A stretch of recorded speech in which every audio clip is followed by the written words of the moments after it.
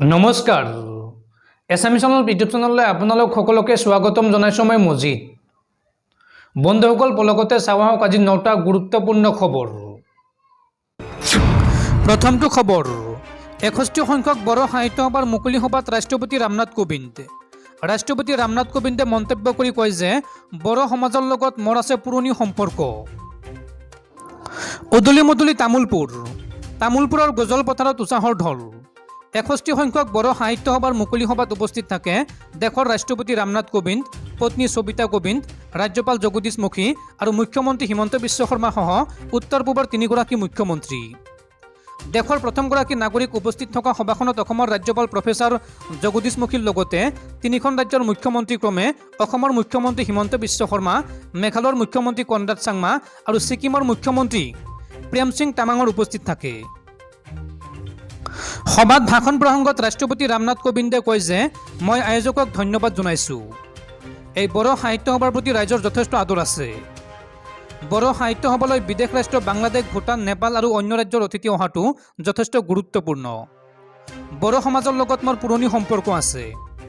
ৰাজ্যসভাৰ সাংসদ থাকোঁতে ইউজি ব্ৰহ্ম আৰু প্ৰাক্তন লোকসভাৰ সাংসদ চানচুমা খুকুৰ বসুমতাৰীক লগ পাইছিলোঁ।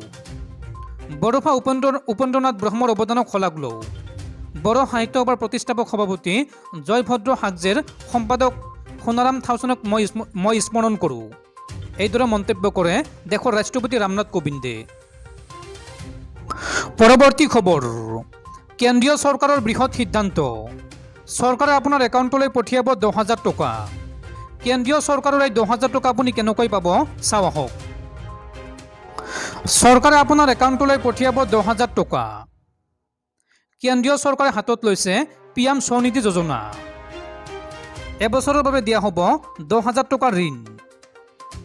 সময়ত ঋণ পৰিশোধ কৰিলে চৰকাৰে দিব ৰাজ সাহায্য। মাহিলী হিচাপতো পৰিশোধ কৰিব পাৰিব এই ঋণ। কোনসকল লোকে এই সুবিধা লাভ কৰিব চাওঁ আহক।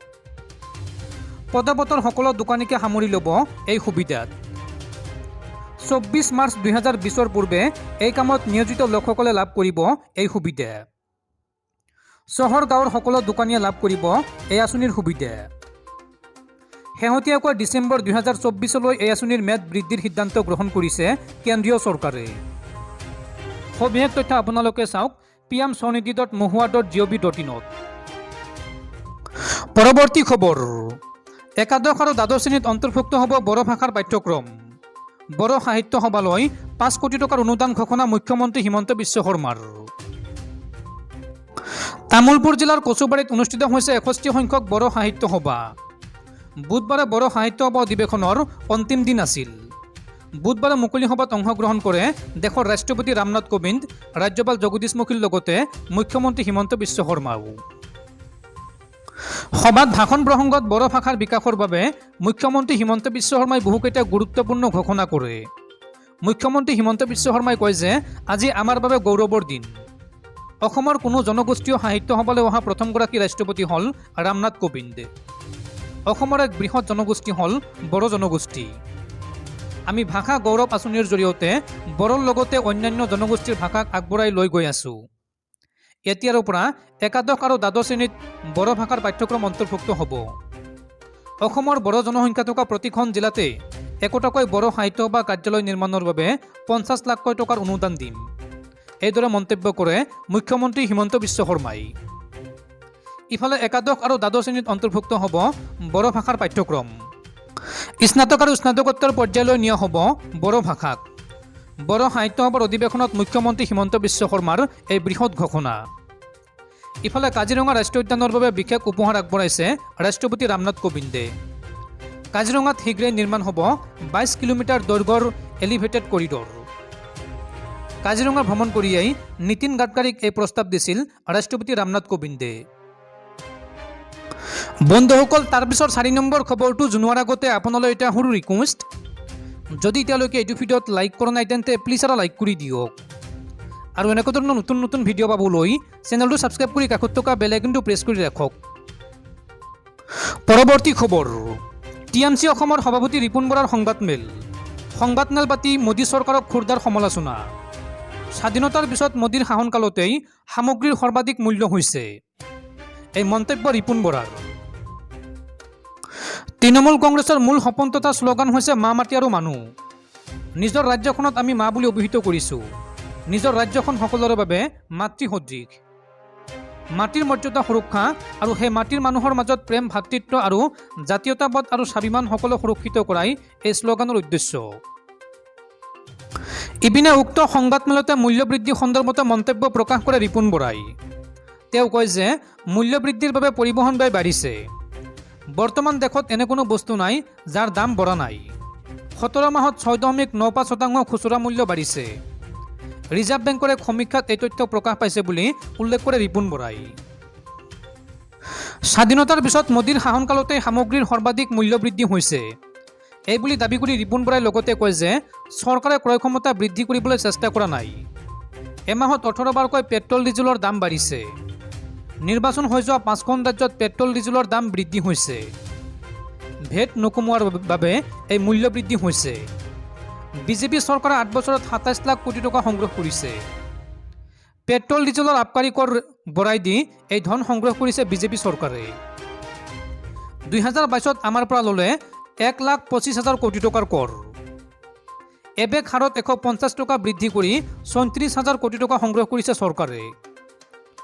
টোল টেক্সৰ জৰিয়তে 2021-22 বিত্তীয় বৰ্ষত 28,458 কোটি টকা সংগ্ৰহ কৰিছে বিজেপি চৰকাৰে।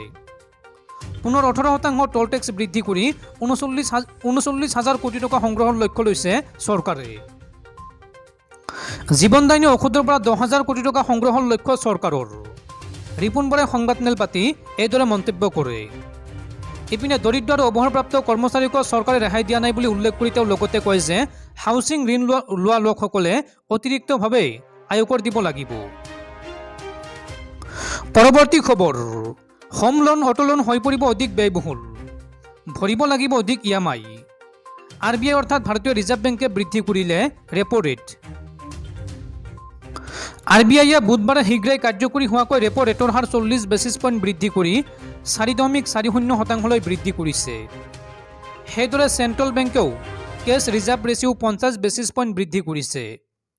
2 পৰা 4 মেত অনুষ্ঠিত কেন্দ্ৰীয় পৰিষদৰ সৈতে এক অফ চাইকেল বৈঠকত মুদ্ৰা নীতি সমিতিয়ে MPCত এই সিদ্ধান্ত গ্ৰহণ কৰে। ঘোষণা অনুসৰি RBIয়ে ৰেপো ৰেট পূৰ্বৰ 4%ৰ পৰা 4.40% বৃদ্ধি কৰিছে। শেষবাৰৰ বাবে 2020 চনৰ মে' মাহত ৰেপো ৰেট কৰ্তন কৰা হৈছিল আৰু তেতিয়াৰ পৰাই অপৰিৱৰ্তিত ৰখা হৈছিল।